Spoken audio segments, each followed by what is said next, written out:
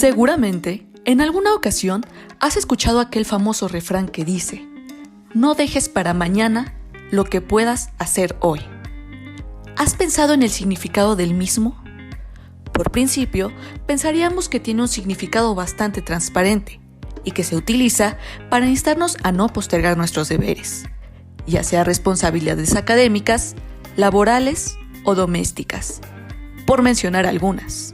En tiempos recientes se ha empleado el término procrastinación para referirnos al hecho de aplazar o postergar la ejecución de alguna acción o tarea y, en su lugar, dedicar tiempo a la realización de otra de menor relevancia, pero más placentera.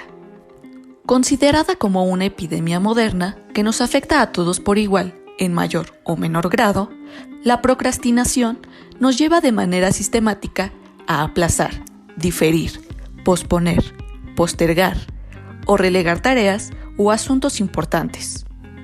Pero, ¿por qué procrastinamos?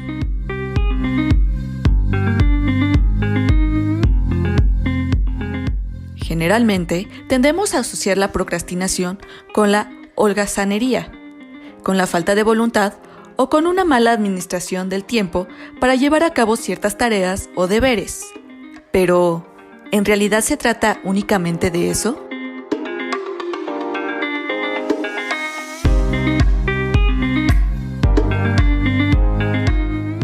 Bienvenidos sean a un episodio más de nuestro podcast sobre aprendizaje en línea. En esta ocasión vamos a hablar sobre la procrastinación y trataremos de dilucidar qué factores intervienen en ella. De igual manera, descubriremos por qué la procrastinación es el enemigo silente del aprendizaje. ¿Y tú, eres procrastinador y no lo sabes?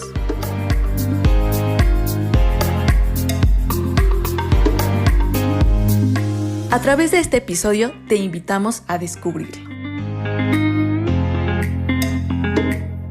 Es bien sabido que la procrastinación es considerada por muchos como un rasgo negativo de la personalidad, asociado a la falta de voluntad de un individuo. No obstante, la procrastinación tiene raíces más profundas que van más allá de la simple holgazanería. Y no se trata únicamente de un término que se ha puesto de moda. Incluso, y en una relación al refrán del que hablamos al principio, se dice que quienes procrastinan tienen el suyo propio. No dejes para mañana lo que puedas hacer pasado mañana. Al margen de lo divertido que pueda sonar esta frase, lo cierto es que la procrastinación es extremadamente frecuente. Tan solo en Estados Unidos, por ejemplo, se calcula que entre el 80 y 85% de alumnos universitarios procrastinan. Aproximadamente el 75% de estos alumnos se reconocen como tales, mientras que casi el 50% de ellos procrastinan de manera consciente y problemática. Es decir, existe un impacto negativo en su desempeño académico y, por ende, en su aprendizaje. La procrastinación está también muy extendida entre la población en general y afecta a un porcentaje de entre el 15 a 20% de los adultos en Estados Unidos. Lamentablemente, estos porcentajes parecen ir en aumento. Desconocemos si en nuestro país existen estadísticas al respecto, pero lo cierto es que todos en algún momento de nuestras vidas hemos procrastinado. Pero vayamos al origen del término. Este término etimológicamente procede del latín procrastinare, del prefijo pro del latín, pro delante, y del latín crastinum, que quiere decir el día de mañana. Es decir que, de hecho, está muy relacionado con el hecho de postergar cosas para el mañana.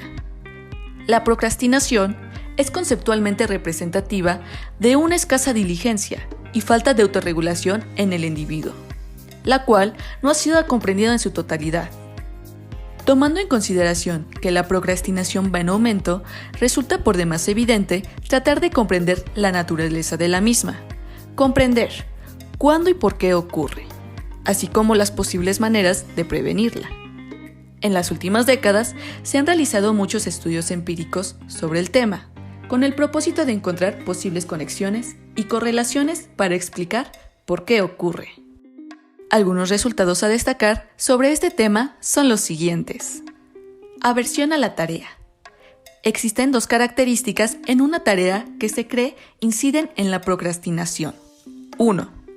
Existe una marcada tendencia a preferir las tareas o actividades que son más placenteras a corto plazo, incluso si van en detrimento de nosotros mismos en el largo plazo.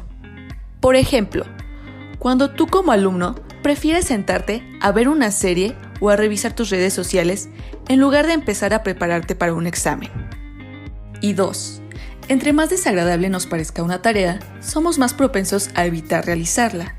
Pensemos que cursas una materia que no te agrada y cuyo contenido te parece poco útil, aburrido o incluso irrelevante. En consecuencia, cualquier actividad o tarea de aprendizaje asociado a esta materia puede parecerte desagradable y, por tanto, posterga su realización.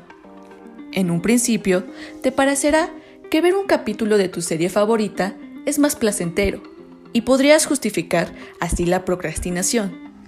Pero a largo plazo, eso tendrá un efecto negativo en tu desempeño académico. Aspectos tales como una baja autoeficacia y una baja autoestima están asociadas a la procrastinación, siendo la primera la que muestra una asociación más fuerte. Por ejemplo, si siempre has creído que no tienes la capacidad suficiente o consideras que siempre tienes un bajo desempeño por más que te esfuerces, esto te puede conducir a un pensamiento de incapacidad para realizar las tareas y ante dicha ineficacia que un individuo percibe de sí mismo, existe una tendencia a la postergación. La depresión está asociada a la procrastinación. Durante la pandemia, los casos de depresión también han ido en aumento por varias razones. El confinamiento, la falta de contacto social, adaptarnos a una nueva modalidad de aprendizaje, la pérdida de un empleo e incluso la pérdida de familiares o amigos a causa de la COVID-19. Lamentablemente, muchas personas sufren de depresión y no lo saben. Entre los síntomas de la depresión destacan el letargo o la falta de energía, así como el cansancio que impulsan a un individuo a posponer o a aplazar sus deberes. Al principio planteamos una pregunta. ¿Eres procrastinador y no lo sabes? Posiblemente ahora que sabes a qué hace alusión el término y algunas causas de la procrastinación, has podido identificar si eres procrastinador o procrastinadora. Todos, en algún momento hemos postergado para después nuestros deberes por diversas causas. Puede que te asumas abiertamente como un procrastinador y pienses, bueno, ¿y ahora qué?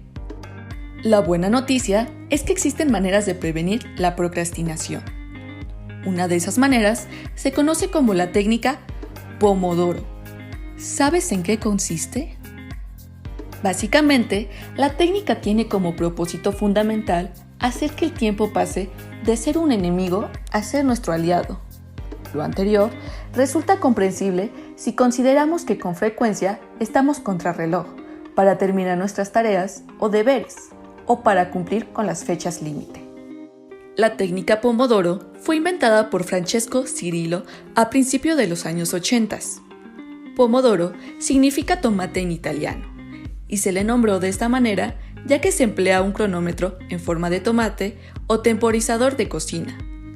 Esta técnica es básicamente una herramienta de gestión y organización del tiempo que dedicamos a cada tarea, ya sea de índole laboral o académica, a lo largo de la jornada. Si se le emplea de la manera correcta, las tareas que tenemos que realizar resultan más llevaderas y adicionalmente podemos conocer de manera confiable el tiempo real que requiere cada actividad, lo que nos conduce a estar más conscientes de la manera como hacemos uso de nuestro tiempo. La técnica Pomodoro comprende 6 pasos básicos. 1. Elegir una tarea a realizar. Alguna tarea o actividad que puede ser pequeña, grande o algo que se ha pospuesto por muchísimo tiempo, lo importante es elegir una actividad que requiere toda tu atención. 2. Programar el Pomodoro durante 25 minutos. Debes hacer un compromiso o juramento a ti mismo.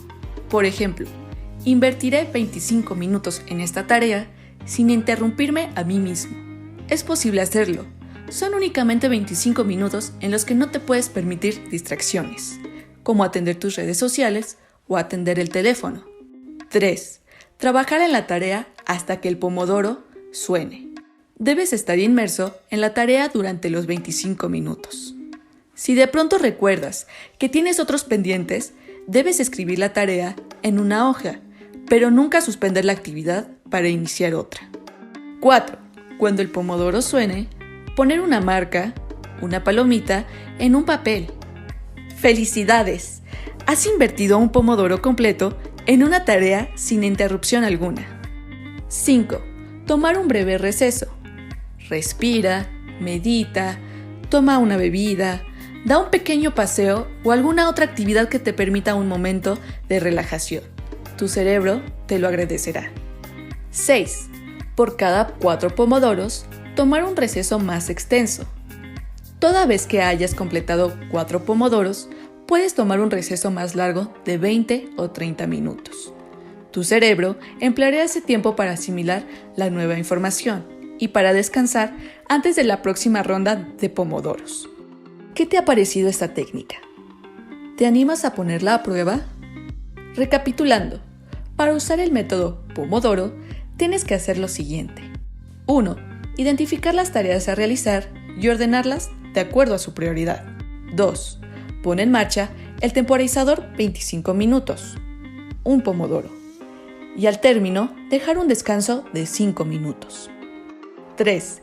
Realiza de forma intensiva la tarea que hayas elegido y sin distracciones de ningún tipo. 4. Cada 4 pomodoros debes descansar por un periodo de 20 o 30 minutos sin pensar en la actividad anterior en la medida de lo posible. Como habrás podido notar, la técnica de Pomodoro alterna periodos de tiempo de trabajo muy intenso con descansos. Por esta razón, y dependiendo de la naturaleza de la tarea, es que se recomienda su uso o no.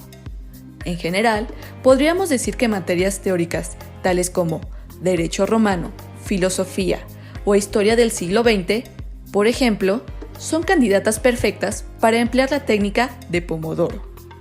Ventajas de la técnica Pomodoro.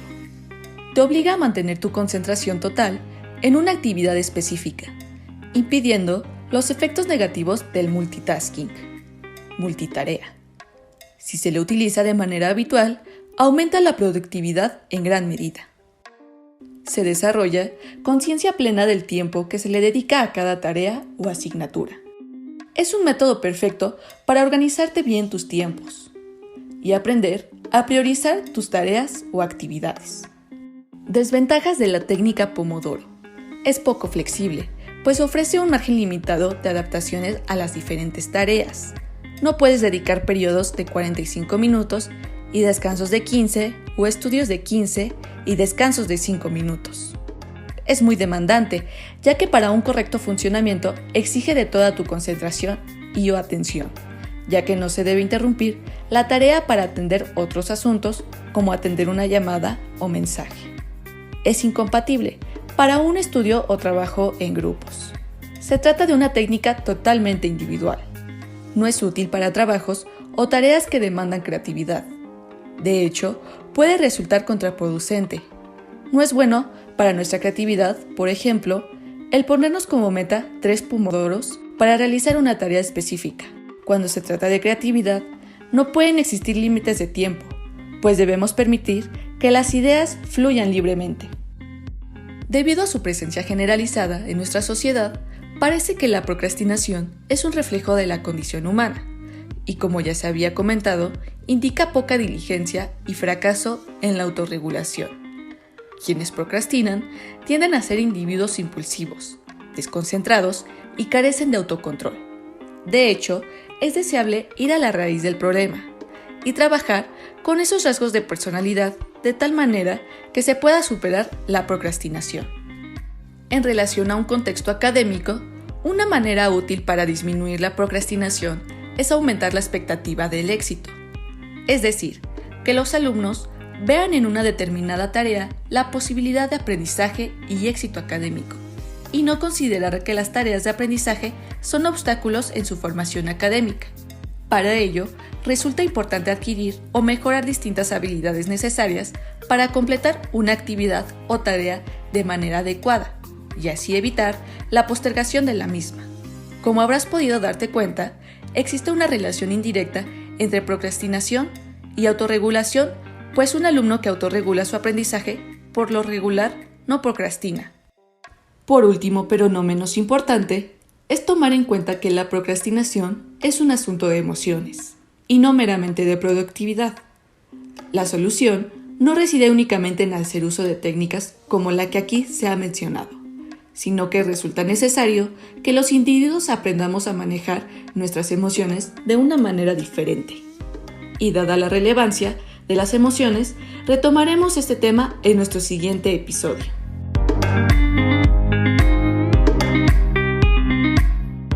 Ahora que cuentas con esta información, esperamos que si respondiste de manera afirmativa a la pregunta ¿y tú eres un procrastinador?, te perfiles en el camino correcto para superarlo. Recuerda que cuentas con el apoyo de tus profesores, compañeros y autoridades para hallar soluciones viables. Gracias por escucharnos. Te esperamos en el próximo episodio. ¡Hasta pronto!